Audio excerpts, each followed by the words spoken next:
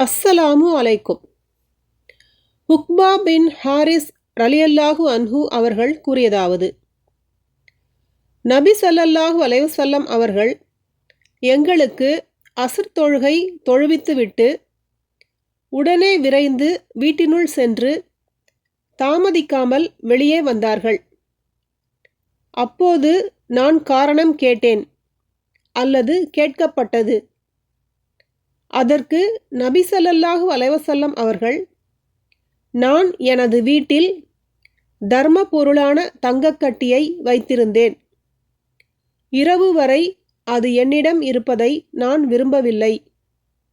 எனவே அதை பகிர்ந்து அளித்துவிட்டேன் எனக் கூறினார்கள். சஹீஹ் புகாரி 1430, அத்தியாயம் 24, ஜக்காத்தின் சட்டங்கள்.